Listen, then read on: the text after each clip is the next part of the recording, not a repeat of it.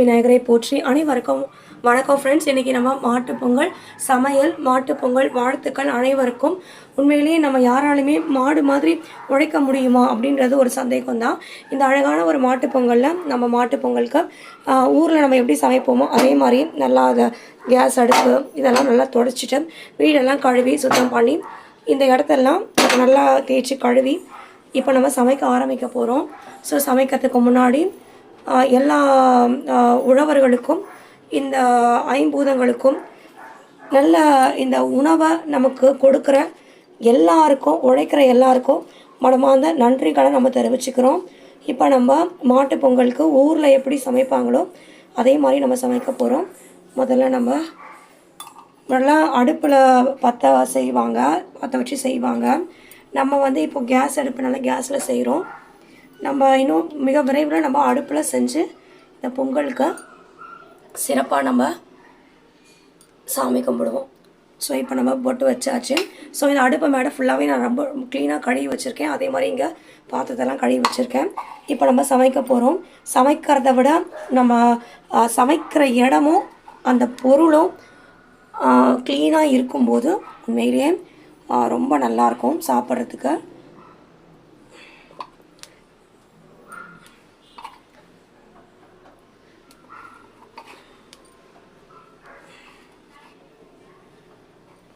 So நம்ம அடுப்பு அழகாக பொட்டு வச்சாச்சு. இப்போ அடுத்து நம்ம இதெல்லாம் ஏற்கனவே இதெல்லாம் தேய்ச்சி வச்சுருக்கீங்க. ஸோ இதெல்லாம் எடுத்து நல்லா க்ளீனாக தேய்ச்சி வச்சுட்டேன். ஸோ எடுத்து போட்டுடலாம்.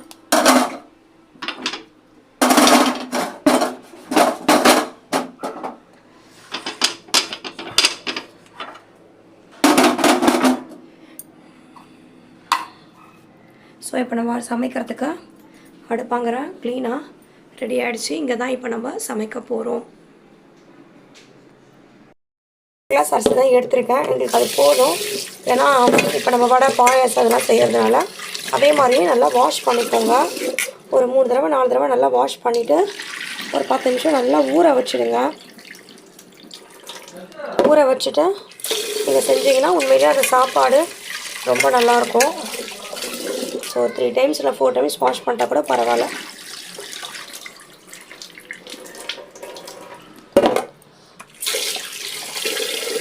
நல்லா தெளிவாக தெரியுது பாருங்கள் அரிசி. ஸோ இது நம்மளுக்கு போதும்.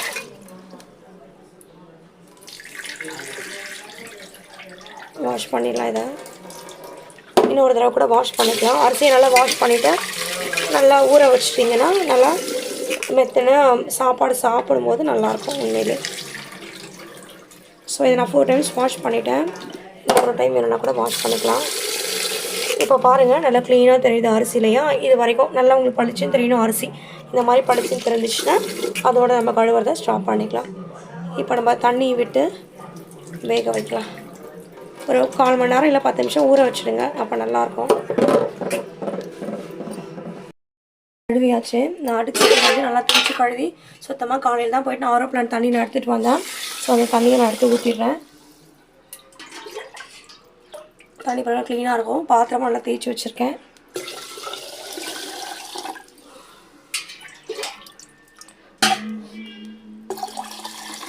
போதும் என் தண்ணி. ஏன்னா 1.5 கிளாஸ் தான் அரிசி போட்டிருக்கேன். விநாயகரை போச்சு ரேணுகா பரமேஸ்வரன் எங்கள் குல தெய்வம் முருகா எடுத்து வச்சாச்சு. அப்படியே இது வேகட்டும். நான் வாஷ் பண்ணி வச்சுருக்கேன். ஸோ பருப்பு ஒரு 2 பொடி இருந்தால் போதும். நிறைய வேண்டாம். ஏன்னா நாங்கள் ஒரு 3 பேர் வச்சா போதும் சாதம். அப்படி தான் வச்சுருக்கேன். ஸோ பருப்பும் சாம்பார் ஊற்றி வடை சாப்பிடுவாங்க. அதனால் நான் பருப்பு கொஞ்சம் கூட போட்டுக்கிறேன். இது ரேஷன் பருப்பு தான். நல்லா இதை கழுவிடலாம். இந்த பருப்பை நல்லா கழுவிட்டு ஒரு 1/2 மணி நேரம் ஒரு 10 நிமிஷம் சாப்பாட்டு அரிசி எப்படி ஊற வைப்பீங்களோ அதே மாதிரி ஊற வச்சுடுங்க. ஏன்னா இது சமையலுக்கு ரொம்ப டேஸ்ட்டு என்னென்னா நல்லா கழுவுறதும் ஊற வச்சுட்ட பிறகு நீங்கள் செய்கிறதும் உண்மையில ரொம்ப டேஸ்ட்டாக வரும்.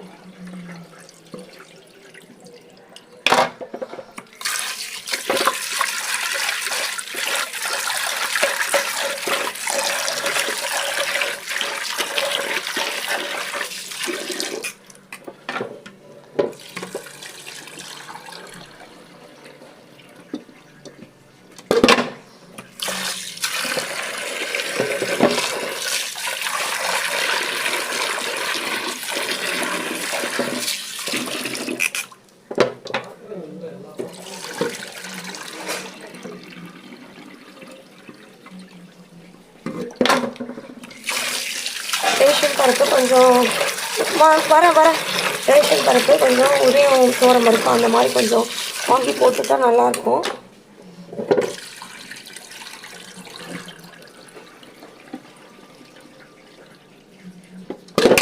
நாலு டைம் வாஷ் பண்ணிட்டேன். அப்போ கூட பாருங்கள் அப்படியே தான் இருக்கு.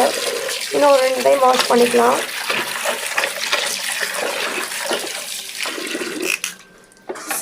சமையல் செய்யறதை விட இந்த வாஷ் பண்ணுறது, பாத்திரம் தேய்க்கிறது இதுதான் நிறைய நேரம் ஆகும். இப்போ பாருங்கள் நல்லா அந்த பருப்பு கலர் தெரியுது நம்மளுக்கு. போதும், இது வரைக்கும் போதும்.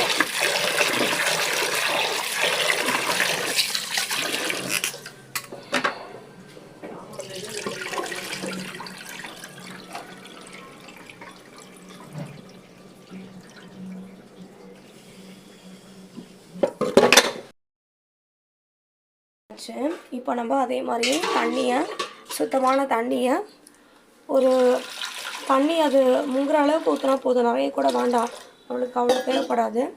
ஸோ இப்போது நம்ம இந்த நல்ல தண்ணியை விட்டாச்சு. இதுக்கப்புறமா நம்ம ஒரு 1/4 ஸ்பூன் மஞ்சள் தூள், கொஞ்சோண்டு நல்லெண்ணெய் ஒரு 1/4 ஸ்பூன் விட்டால் போதும். ஏன்னா பருப்பு கொஞ்சம் சீக்கிரம் வேகும்னு. ஒரு 10 நிமிஷம் கழுவிட்டு ஊற வச்சுடுங்க. இதை பாருங்கள், காய்கறி கழுவுறாங்க பாருங்கள். இது கழுவிட்டு காய்கறி எடுத்து வச்சுருக்கேன். இந்த காய்கறி வந்து நம்ம காய்கறியெல்லாம் முதல்ல வாஷ் பண்ணிக்கலாம். வெண்டைக்காய் பொரியல், கத்திரிக்காய் சாம்பார், தக்காளி வந்து பொரியலுக்கு சாம்பாருக்கு, அதே மாதிரி மாங்காயை சாம்பாரில் போட போகிறேன். பூசணிக்காய் வச்சுடு. இது வந்து சர்க்கரைவள்ளி கிழங்கு, வீட்டில் பறிச்சிட்டு வந்த முருங்காய். குக்கரை கொஞ்சம் டைட் பண்ணணும், அவரை கொட்டை. அவ்வளோதான். இது நம்ம ஒரு 4 வாட்டி 5 வாட்டி கூட வாஷ் பண்ணிக்கலாம். முதல் டைம் வாஷ் பண்ணிட்டேன். நல்லா இதை 2ஆவது டைம் வாஷ் பண்ணிவிட்டு இதை நல்லா பாத்திரத்தில் எடுத்து வச்சுட்டு திருப்பி நம்ம இதை பண்ணிடணும். இதை அப்படியே தண்ணியை வடிகட்டிட்டு நம்ம கழுவக்கூடாது. வாஷ் பண்ணி எடுத்துருங்க காய்கறியை. நல்லா ரொம்ப நல்லாயிருக்கும். காய்கறியை நல்லா பொறுமையாக கொஞ்சம் வாஷ் பண்ணுங்கள். சமையல் எவ்வளோ நல்லா வரும்னு யோசிச்சு பாருங்கள். நல்லா வரும் உண்மையிலே சாப்பிடணும். இந்த காய்கறி வந்து நிறைய தூரத்துலேருந்து வருது இல்லையா? ஸோ இந்த தண்ணி எல்லாமே நீங்கள் அப்புறமா செடியில் ஊற்றிடலாம். அப்புறமா எடுத்து வச்சிடுறேன். இப்போ நான் இதை 3ஆவது டைம் வாஷ் பண்ண போகிறேன். இப்போயே நல்லா 2 டைம் வாஷ் பண்ணும்போதே காய் நல்லா ஃப்ரெஷ்ஷாக ஆகிடுச்சு.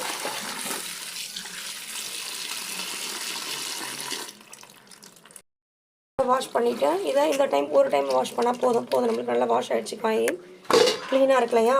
இந்த கலர்ஸ் எல்லாமே பளிச்சுன்னு வந்தாலும் நம்மளுக்கு காய்கறி நல்லா வாஷ் பண்ணியாச்சு.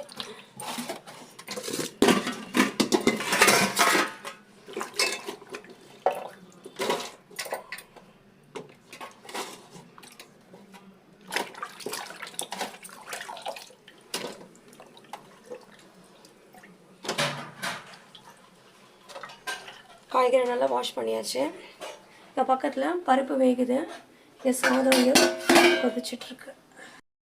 காய்கறி நல்லாவே நம்ம வாஷ் பண்ணிட்டோம். இந்த காய்கறி தான் இப்போ நம்ம சமைக்க போகிறோம்.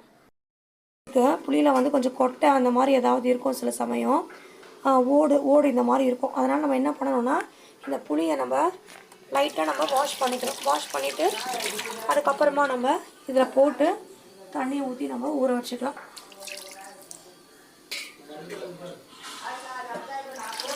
இது ஊற வச்சுட்டு அவ்வளோதான். இந்த உளுத்தம்பருப்பு போட்டு நான் நல்லா கழுவிட்டேன். நல்லா எவ்வளோ பிரைட்டாக இருக்குது பாருங்கள். அதே மாதிரி நம்ம இந்த உரலையும் லைட்டாக ஏற்கனவே கழுவி தான் வச்சுருக்கேன். இதை நம்ம லைட்டாக கழுவிட்டோன்னா இப்போ நம்ம உரலையே போட்டு மாற்றிக்கலாம்.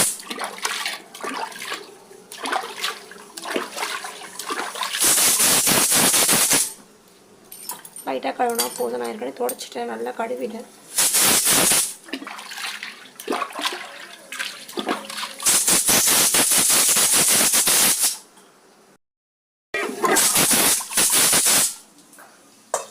செடியில் எதுலையாவது ஊற்றிடுங்க எடுத்து.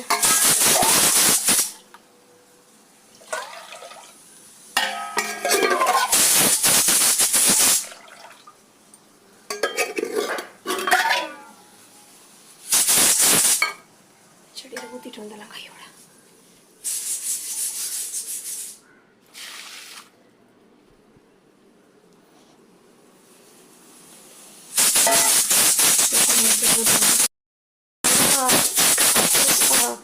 பருப்பை நல்லா கழுவிட்டேன், போட்டிருக்கேன். இப்போ இங்கே வந்து தண்ணியே இருக்கக்கூடாது சுத்தமாக இந்த உளுத்தம் பருப்புனா. ஏன்னா நம்ம வந்து கரைக்க போகிறோம் வடைக்கு. தண்ணியே இருக்கக்கூடாது. தண்ணியே இல்லாமல் நம்ம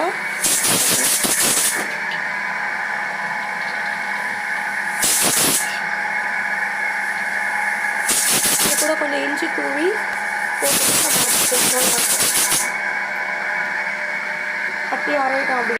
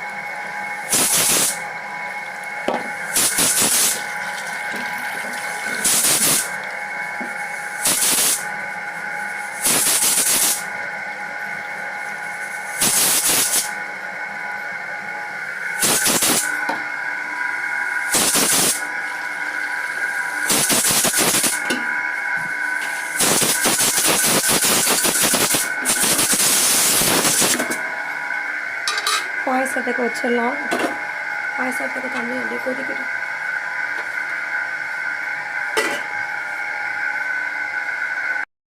வந்து கட்டியாக அரைஞ்சிட்டே இருக்கு. கட்டியாக தான் அரையணும், அப்போ தான் வடைக்கு போட முடியும்.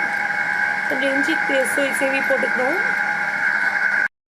வேலை காக்குது நல்லா கழுவிட்டு இல்லை, அதுக்கப்புறமா துடைக்கணும்.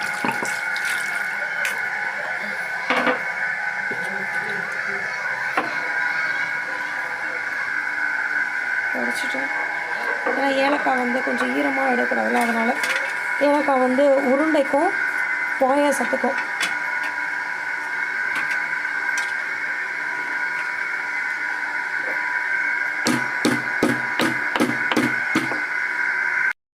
வந்து 2 கல் உப்பு போட்டுக்கலாம். எப்போவுமே நம்ம இனிப்பா செய்யறதுக்கு உப்பு போதும்.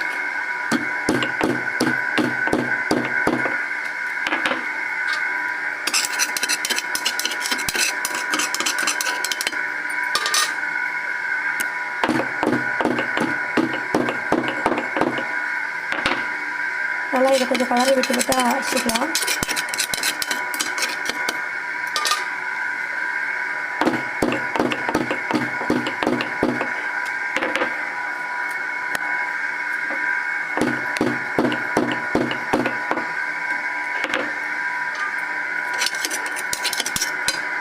ரெடி ஆகிடுச்சு. சாதமாக இங்கே வந்துட்ட மாதிரி தான் இருக்குது, பார்த்தா தெரியும்.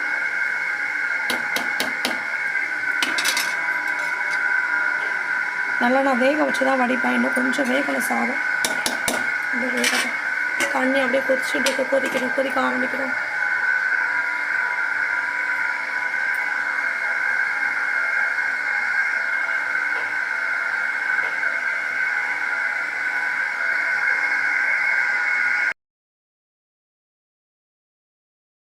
பாயசத்துக்காக வச்சுருக்கேன் இல்லையா, இதெல்லாம் இப்போ கொதிக்க ஆரம்பிச்சிருச்சு. ஸோ இப்போ நம்ம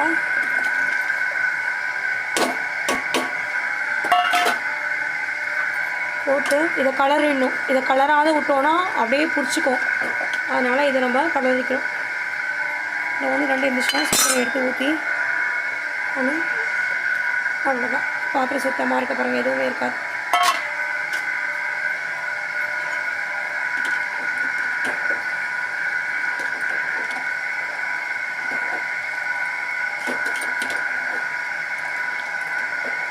இது தொலைவி விட்டுட்டே இருக்கணும், இல்லாட்டி அடி பிடிச்சிடும்.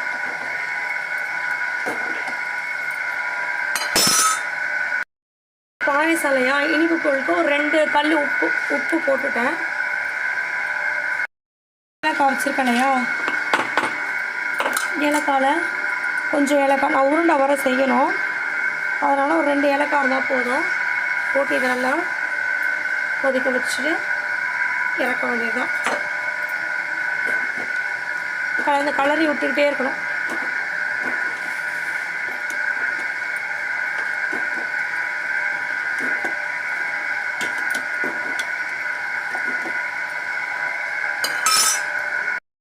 இருந்துச்சு.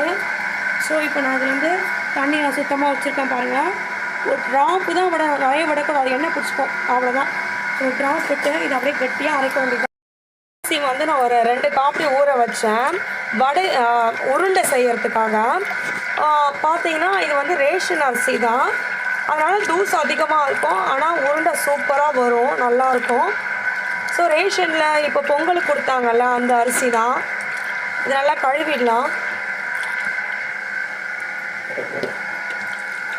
அதே மாதிரி தான் இதுவும் நல்லா வெள்ளையாக வர அளவுக்கு கழுவி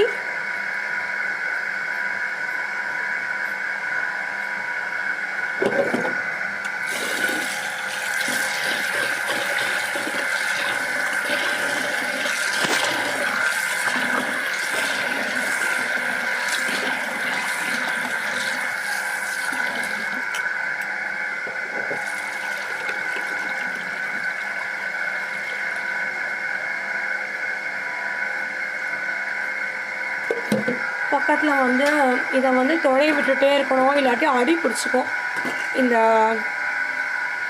ஜவ்வரிசி. அதனால் பக்கத்துலேயே இருந்து இதை நல்லா துளைய விட்டுட்டே இருக்கணும். நல்லா நம்ம ஏலக்காய் போட்டிருக்கோம் இல்லையா, வாசனை ரொம்ப நல்லா இருக்கு.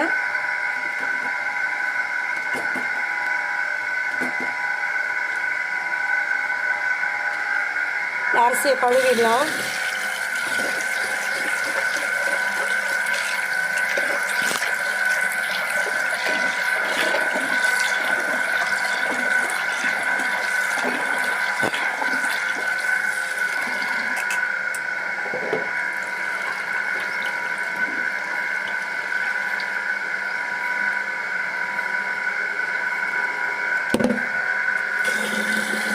நல்லா வெள்ளையாயிடுச்சு, அரிசி நல்லா தெரியுது பாருங்கள்.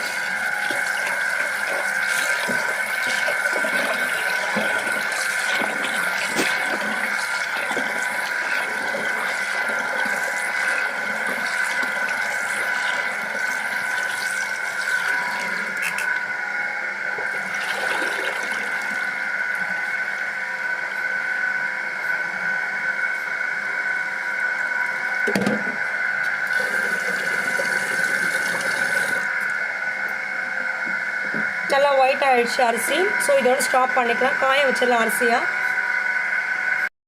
நல்லா வெள்ளை துணியில்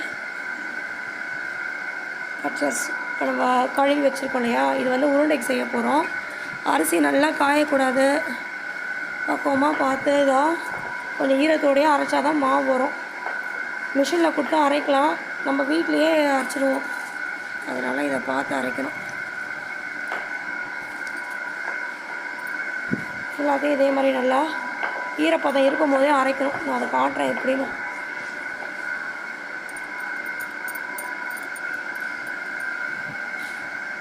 கொஞ்சம் அப்படியே நிழல்லே காய வைக்கிறேன், வெயிலெலாம் எடுத்துன்னு போகக்கூடாது. கொஞ்சம் ரெடியாக இருக்க. இப்போ பொரியல் பண்ண போகிறோம்.